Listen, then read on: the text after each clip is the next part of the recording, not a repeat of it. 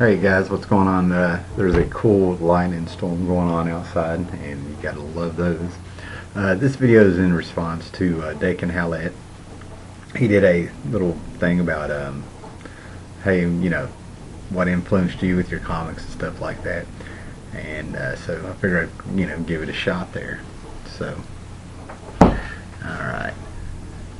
It seems like comics have always been around for me one way or the other.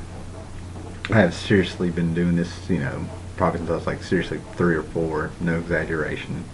And I had a stepdad and my mom. They were very young, and this was the 70s. And back then, the way I recollect everything is it was the biggest difference that I see between then and now is that you did not have superstar writers and artists. You guys anybody watching this who's actually, much older than I am and who can remember this, leave a comment down there or something to correct me. But the biggest difference was that, like, they were about character, okay? Dr. Doom, it was about Conan, it was about Commandy. They had paperbacks everywhere and magazines that creepy and eerie. And I remember reading a lot of these things, and the biggest thing that I can remember is that I started picking up on names of who people were because Jack Kirby scared the hell out of me. His artwork was just so black and rigid. I can't put a word to it, but everything was just distorted in a way that just freaked me out. It was like Issues of the Losers, the Cocoon on Fantastic Four, I don't know, 67 or something, where his first appearance of him, who became Adam Warlock, the Swine in Captain America, when it was Captain America and the Falcon there for a while. His stuff was just so, it was shocking. It was more than I could handle. And ironically, I'm a big Kirby nut, purely on merit. I don't know what happened, So in the 70s, as a kid, you get up on Saturday mornings. Younger viewers out there, this isn't news, and I'm not your grandpa or nothing, and I'm not that old, but you had 3 channels, and cartoons came on Saturday mornings, depending where you lived, 6 o'clock till noon, and it kind of pissed me off because there was stuff that they would advertise that would come on at 12, 12:30 all the way up to about 1 o'clock, and I didn't know what syndication was or local channels, stations. I thought everything came from CBS, came from one place, and ABC one place, and I didn't know they had little stations all over the country. So I'd see these this stuff advertised, and you never get to see it. So Saturday mornings you had all kinds of cartoons, Super Friends, which Smurfs killed the Super Friends, but that's a whole other video. Anyway, you had Super Friends. I think that was ABC. And then you had Batman and Robin on CBS, and it was quite a dilemma back then because they had them on at the same time. Harlem Globetrotters were superheroes. Hong Kong Phooey, all kinds of Hanna-Barbera stuff. On the Robotic Stooges, and just everything was there.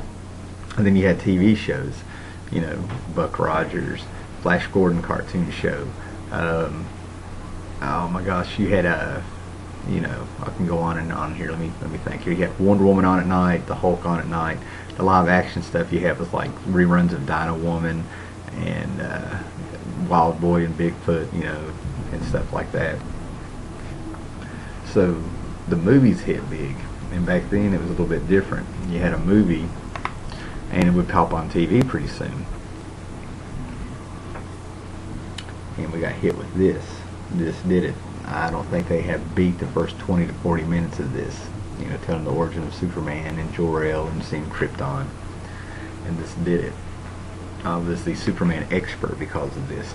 I'd have a babysitter there, and I'd be sitting in the floor with a big floor TV there, the way I remember, and the babysitter would have some guy macking up on her and stuff like that, and he'd be talking about Superman. He grew up on Superman, all this stuff, and I ended up correcting him. It was funny. Okay, so Anyway, picking back up where I was at there, had a little adjustment to make there. But they would have all these magazines and stuff and comic books and stuff, and stepdad was a Marvel guy, and the way it worked out, the uncle was a DC guy. I don't know if that was on purpose or not. So that's where you had your Commandy, then you had OMAC, and I'll show you a few other things here. And I just remember they were always, these big fights about whose was what, and the uncle eventually, got married and moved out, went to another town, and I'd go to visit maybe once a year, and he'd have everything in a big chest, and that's where I would open up, and that's where I started reading my Commandies and stuff like that. That's where I kind of got hooked, and he had like Enemy Ace and Unknown Soldier, and just these wild war books and stuff. The guy was in the army there for a while, so I can look back and see why he was reading this stuff. Now on to me, since we got that far. There were books, and what's cool is I still have some of the originals. Okay, this is Iron Man Annual number 3 from 1976. So I probably read this well after it came out. You got your giant sized man thing in there. And Iron Man versus the Molecule Man. And what grabbed me with this is, I can remember, first of all, it's in the woods in my mind, but it's a swamp, but it is a kid's woods. Grew up in the mountains, all these woods around here. And you start out and you got a bunch of kids in there playing. So, and they're the ones dressed up like Iron Man, and that's a girl dressed up like Iron Man, Spider-Man, and I believe that kid's supposed to be the Molecule Man, something stupid. They hate, and it turns out he actually has the Molecule Man staff. And, hooked me right from the get-go. And I just reread this thing. This is Steve Gerber, Sal Buscema, who I met at Comic-Con a couple years ago, HeroCon a couple years ago in Charlotte, North Carolina. Jack Abel, great stuff. And a couple years ago, I finally, I don't know, maybe not been that long ago. Ooh, what a glare. Lightning. Anyway, Invincible Iron Man Annual number 3. Okay, so that was what got me. Now, the other thing was this is when Star Wars was hitting, and you had Battlestar Galactica and everything like that. And now that I'm sitting here talking, going down memory lane, I remember Sunday nights it would be The Muppet Show, followed by Sha-Na-Na. Yeah, anyway. And it was the Thor Annual number 6, Guardians of the Galaxy, all these aliens and stuff. And I may have already done a review for this, but who knows. And this was just amazing because he's Thor's thrown into the future, and there's all these aliens, and awesome these guys, the Guardians of the Galaxy on the ship. They're all different aliens, and who's the guy with the fin? And Yondu was just the stuff. He's still one of those characters that I think is cool. And for you guys that don't know, Yondu was the last of his race, and that fin is not part of his costume. And they had a metal they made their bow and arrows out of. When he whistled, he could control where it went. And I just flipped through this. I mean, I reread this. I mean, when you're about 5 or something reading this, 4 or 5. I mean, it's just. And I just want to make it clear these are the ones that stuck out in my mind that I remembered. And I got a few out of line here. Anyway. And I've replaced that one. I probably have about 3 or 4 issues of this if I really started digging. Okay, so finally, what was really cool about having people in the house that were real young all the time. It was like that '70s show. People were coming over, caused all kinds of problems and fights in the place. And that's all that's all personal there. But people would pass out on the couches, and I'd be supposed to be going to bed while they have Led Zeppelin and Creedence and all their music, just like Kiss and all that stuff, just blasting on the radio, and I'm supposed to go to sleep during all this. Well, they party and pass out, and I'd go in there on the couches and pull out a handful of change and go in the bathroom where they had all sorts of laundry piled up, and I'd come out with hands full of just change and stuff. And I lived right next door to this little store. It was nothing, and I would walk in there, and I would buy Superman cards, Kiss cards, get a milk crate, pull it up, get a peach knee high, and play the pinball machine. and it had rolling numbers on it. And I'd watch the Bad News Bears, and there's a character named Kelly in there who ended up being Rorschach in the Watchmen movie. But Kelly would sit there and he'd hit his hips on the pinball machine, so I did it just to be doing it. So finally, I got down to the store that was all the way in the next little town, you know, a world away when you're that little, and got this for 35 cents. Superboy and the Legion of Superheroes. Now, I've got my timeline a little mixed up here, okay? This is 79, and I'm doing this how I remember it, but I know I read a lot of stuff that was not mine, but this was actually one of the first comics. This is the comic that I actually bought for 40 cents on my own. Now, here's the funny thing about being a kid. I thought this was cool. I was sitting there worried about the super toddler there playing with this little toy that had, you know, real sharp on the end. As I got older and I put this thing on another message board, it dawned on me everybody was flipping out about screw the toy, why is he wearing a corset? You know, it's Rocky Horror Picture Show time. Yeah, so big one right there. And around the same year, this was not mine, but this had Godzilla versus the Avengers, number 23, and I bought this to try to replace it. It's disappeared. It wasn't my comic. And what I loved about it is that it had the Wasp and Yellow Jacket flying in his ear, and it just flipped him out. You know, made Godzilla fall down. And for some reason, it just got me. And I fell in love with this character, Dum Dum Dugan. And when I saw the Captain America movie, I was geeking out on a whole other level. I was the only one that was like, that's Dum Dum Dugan. You know, it was great to see. You just never expected him to ever be in anything. So, that gives you an idea. Now, it took me years to find this comic. This is the one that made me take comics seriously, like I gotta have more at DC. And it's a story in the back. This is why it was so hard to find, because it's a bunch of, you know, a bunch of stories. There's a Jimmy Olsen story, a Supergirl story, and there's one in here about Batman as a little kid. And Constant Bromstar is going to love this when I find it, but in my eyes it was a monkey. Super Baby caught him a 2-arm, 4-hand. In my eyes that was a lizard monkey alien, and he wanted to keep him as a pet. And there's Martha Kent flipping out and everything, and he's keeping him, and he travels around the world. He makes him a little pen and everything in the ground, and he goes around the world finding him, you know, foods from Africa, bananas and everything like that, and he finds special rocks to make him a smooth little comfortable pen and stuff. And I was hooked. I didn't find this till about 2 or 3 years ago, and it was for $1. And you have no idea how hard it was to find that book. That story stayed in my head. Out of everything I'd read, that was the one that got me.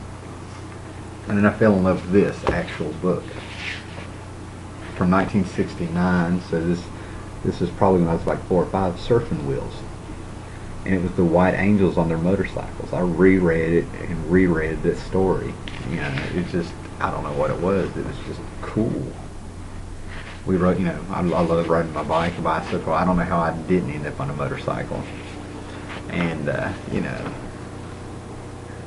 you got these bad guys, and these guys are coming. It's a good, you know, motorcycle gang. And I know why I liked it, because my grandmother actually, we lived with her up until I was 3. And I can actually sort of remember this biker gang coming around. And the guy that led the biker gang was a big, huge guy, big and fat, big, huge Santa Claus with red hair. And he loved my grandmother, and my grandmother would ride off with him every now and then. And that's about all I really remember. She told me years later, before she passed away, that the reason this big, bad biker loved her was because he was gay, and she's the only one that knew it. And that's like early 70s, you know, it's mid 70s and stuff. Very notorious back then. Alright, the other thing we got is every Sunday morning, PBS would have a show where it was like an old theater in the 40s and 50s, and they would show serials, a cartoon, and then 2 movies, and Tarzan was one of the serials you could see. And this was Korak, Son of Tarzan. This is the actual book. I've read and reread this one over the years. It just grabbed me. You know, Great stuff. In fact, the page come off now. The other thing that I remember reading, and I've replaced this, but this was actually some kind of Disney adaptation of Disney, and it was Robinson Crusoe, and it was a Disney movie, and this was just awesome. Okay, I've replaced this too, but I didn't feel like trying to dig it out. I passed it over and didn't think anything of it. But this is the actual issue also, tore up over the years. And I've replaced this one too. I think this is a Strange Adventures, and the first thing you have there are flying giant monkeys, gorillas. I never made the connection of all the monkeys I was into 2 years later, but it had the Atomic Knights running down, and I just fell in love with this concept. Just awesome stuff. And they rode Dalmatians and everything, and I love the artwork. Really, I like that clean style they had, the storytelling. Just loved it all. Okay, so that's where we were at. So the first comic I really got that I bought on my own was the Legion. Legion of Superheroes really kept me into comics and stuff, and we'll get to that. And here's the other books that influenced me. I was going to do some stuff on the Scarlet Witch and John Byrne's Avengers of the West Coast that tied into this, but it's this little story arc here. 185, 187. I know I have 186 here somewhere. I got 2 issues of 185.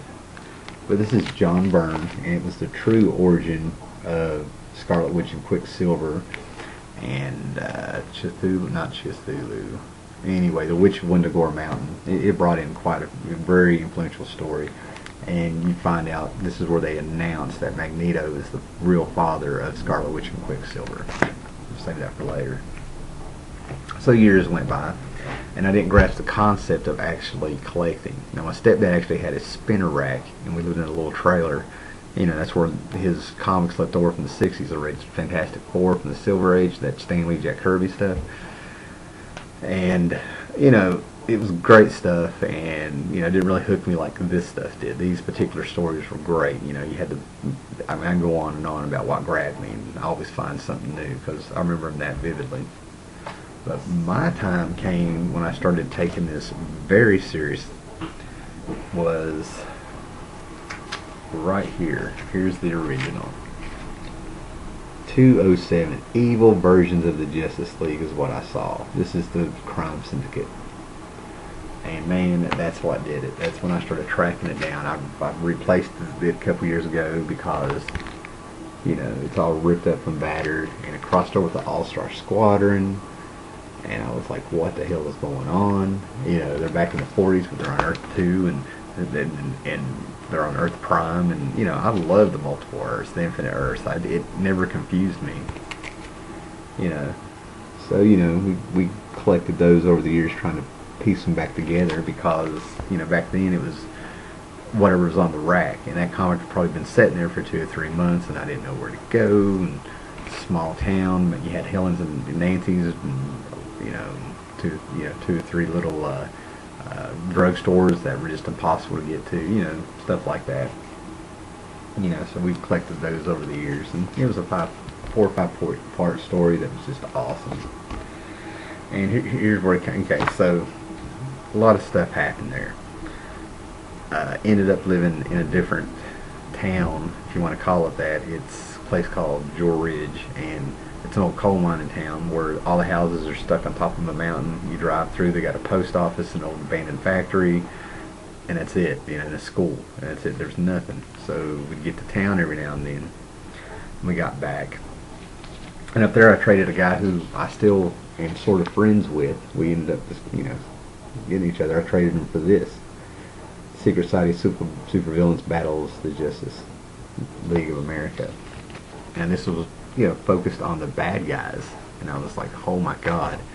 And then it had this great, amazing 2-page pin-up in it that is my background by George Perez. And I was hooked. I was like, again, bam, right there.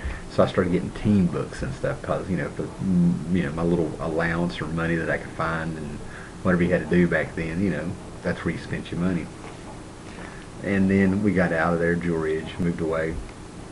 I was getting comics here and there, but it wasn't like I was a collector. I wasn't digging in, and I'd read these stories and put them to the side, and they'd stack up. And it wasn't so much I wasn't taking care of them; it's just wasn't there. So, to get on with this, if you've hung in there so far, about a year later, my step grandfather died, and I came home from school, and I didn't know he died yet. So I walked through the door, and there's my stepdad laying on the couch, asleep, like he usually was. And he's just got this tone of voice, and he was just sort of like, "Well, did they call and tell you?" Like this was just a big bother to tell me. And I'm like, 10 years old. And that was a lot. I was like, "What?" And he was like, "Did they tell you about Lance?" And I was just sort of like, "No, is he back in the hospital?" And when he died, and that was it. He just lay there on the couch, and they didn't get along. So I'm there by myself and stuff. So I'm sitting there trying to be the big man here, and my mom's taking me up there to see my grandmother, and she's devastated and stuff. And we went through the whole funeral thing and stuff. And we were at the funeral home, and across the street was a place called Helen's and Nancy's. I had to get away from it for a little bit, so I went over there to Helen's and Nancy's, and it's like, I'd never been in there before, and and this is a different era. It wasn't so much neglectful that I got out of there. Let me make that clear. You could just walk around town and ride your bike when you were a kid, because of a different time. I walked in there, and it was like an old malt shop. I mean, this place was run down, don't get me wrong, it was old, and the lady in there had kind of spooked me, because when she talked, she had a real gravelly voice. We're not talking like too many cigarettes. And I think she knew. She watched where I came from. She knew where I was. I think she put two and two together. And I got set down, and she made me a root beer float. And sat there, and I looked over there, and she's got like this little bookshelf, and it's nothing but comics. So me being still a kid and stuff, I go over there, and I get 2 books, and that's all the change I had on me. So I've carried these forever. I think I've replaced this one. This is not the original one I had, but X-Men 176. And I thought it was just amazing that you had this big heroes, the heroes that I've been reading, these big stories and fights and costumes, and all of a sudden this is Cyclops on his honeymoon, flying his own plane, and they have to land the plane in the ocean, on the ocean, it floats, and an octopus. He's finding a giant octopus. I was like, "Oh my God, what's going on? This isn't the X-Men I read." I read the first. My first X-Men was X-Men number 3. When I read it, when I was like about 4 or 5. The Blob. So I'm pretty sure that was the Blob. All of a sudden, man, they've got the X-Men not hanging out and being freaks and stuff at circuses. Where this is a battle with nature. He's finding a giant octopus. Awesome. And then this got me. This is the original. I get this right here. That's the original. I've carried this probably close to 28 years, maybe. I know I showed you an older one, but it's Legion. So I had gone from the Legions in Adventure Comics, the reprint of the Kurt Swan era and the Silver Age stuff. That Legion. All of a sudden, I'm seeing this Legion. I'm like, what the hell's happened? Who are these people? Who are these? Why are they all drawn different and stuff? And this is a series of other what-if stories of the Legions of, I don't know, they never really clarified it probably recently, but they were parallel Earths, is what-if stories. There's the adult Legion, there was the Legion of that, they all died, and the Legion where, oh man, what was his name? Just 5 or 6 of these amazing stories, different artists, different. I was like, this is amazing. 10 years old, overwhelming, got my mind off stuff for a while, and it was a good escape for the time. I didn't get lost in it, but this was just the standard, and probably from 300 to about 312 of the Legion was just awesome stuff by Keith Giffen, Paul Levitz, and that's a good little run there of comics. And like I said, I've been getting these little digests for years. This is the kind of stuff I was talking about. I'd buy these, read them, set them to the side, and flip through them, and I didn't need a whole abundance of stuff. these did it for me, and I just thought this was amazing. You know, Hitler, Dillinger, and Caesar, or I think it's Caesar. You know, I was like, wow, they're doing the time travel. And then you look on the back, you got Substitute Legion. I was like, that's awesome. Old Aquaman stories with Jim Apro, and they put in some Golden Age stuff like the Spectre and the Ray, and of course Captain Marvel. You know, just all Hero High. They had a TV show. So eventually, that led me to getting this a few months later, and I thought I was just on. I was like, all right, and number one, I'll follow this for years. I thought I was going to have the next Fantastic Four here going on. You know, I was silly. But I ended up collecting probably about the first, all the way up until they turned to the Outsiders, for about 31, 32. And that's the original one. I got a whole run of those. So, and that's pretty much what influenced me. It was a good idea for a video by Dakin Howlett, and it was pretty cool. Pretty cool. I've got a mess back in there. I got to get these things back in there organized, and big mess. And like I said, there's a few things here and there that I didn't pull out, but these were the big ones. So there you go. Get later, guys.